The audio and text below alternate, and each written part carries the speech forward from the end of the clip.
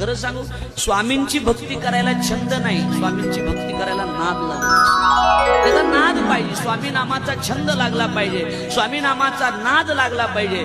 ज्यांना ज्यांना स्वामी नामाची आवड लागलेली, स्वामी समर्थाची गोडी निर्माण झालेली ना, प्रपंचामध्ये किती जरी दुःख आले तरी स्वामी भक्तांना ते दुःख नेहमी हलके वाटत असतात. कारण स्वामी सदैव सोबत असून एकच सांगत असतात, भिवू नकोस, मी तुझ्या पाठीशी.